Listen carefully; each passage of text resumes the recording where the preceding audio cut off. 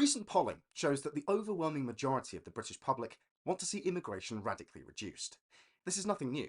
The British public have been voting against mass immigration for decades at this point. But now, half of Britain wants to see net immigration at zero, or even less than that. The problem with net zero immigration is that around 500,000 people, almost 20% of whom are British nationals, leave Britain annually. Thus, net zero immigration still means an inflow of 500,000 strangers every year. Let's turn our attention then to that second idea, net negative immigration. To some, this is unthinkable. Don't we need immigration to grow our economy? Well, no. There is an ever-growing body of data to show that mass immigration is not economically beneficial. In fact, along every conceivable metric, it's been a disaster for the well-being of ordinary people. In 2023, for example, 82% of migrants who came to Britain on a skilled worker visa failed to earn enough to break even. In other words, they cost taxpayers more than they contributed. Others argue that we need mass immigration to prop up our public services. But this too is false. In 2024, every worker who came to Britain on a health and social care visa brought with them an average of 3 dependents. What this means is that for every worker the NHS acquired, it also took on 3 new patients. So in reality, the service is at even lower capacity than it was before. And let's not forget that all of these new arrivals need to be housed. Since 1997, the population of Britain has grown by almost 10 million due to immigration alone. House building has not kept pace with this demand, and so the price of housing has increased dramatically, rising from 4 times the average salary to almost 10 times the average salary today. All of this begs the question, what has been the economic benefit of mass immigration? Do you feel like things are getting any better? I certainly don't. Are we really in any position to be offering bed and board to all who come here? At a time when it's already so difficult for young people like me hoping to start families to afford housing.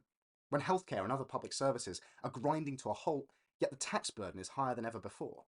When high streets are boarded up and covered in graffiti and litter. When crime is spiralling out of control. Is now the time to be opening our doors to endless dependence? Or go out into the street and the answer is staring you in the face. But even if it could be shown that mass immigration was economically beneficial, that would not make it worth it. Britain is not just an economic zone to be understood in terms of profit and loss. Britain's not a series of spreadsheets and graphs that must be optimised for efficiency. Britain is not a business. It's our home, and economic growth is not a good enough reason to sell our children's inheritance for cash profit. There will be those who understand this, but argue that mass immigration benefits us culturally, citing things like an increase in exotic restaurants. But does that justify the comprehensive demographic transformation of areas of this country that were once home to indigenous communities that had lived there for hundreds or even thousands of years? Does that justify the prospect of those same indigenous communities becoming an ethnic minority in their own country before the end of this century? Does that justify the rapes, robberies and murders that have occurred as a direct consequence of immigration from the most violent regions of the world?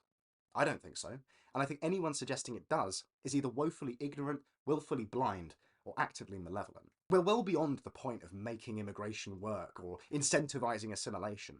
On the contrary, we're discovering that assimilation, as imagined by our liberal leaders, is a myth. Just as one cannot simply become a woman, one cannot simply become British. In time, this will be remembered as one of the great political lies of the 21st century, and will be resigned to the ideological scrap heap alongside communism, fascism, and every other failed ideology of modernity. It's no wonder then that so many of us are coming to the conclusion that it's not enough for mass immigration to merely end, it must be reversed. It's simply not reasonable for migrants to be taking more from the public purse than they're putting in. It's not reasonable that those who commit crimes are permitted to stay. It's not reasonable that young people are made to foot the bill for our leaders' failed ideas. It's not a human right to live in this country, and though the British are a decent Christian people, we're not a global charity. It's not immoral to recognise that this project has failed and must now be put right. A better future is possible. We simply need to be prepared to have a frank and honest conversation about what must now be done.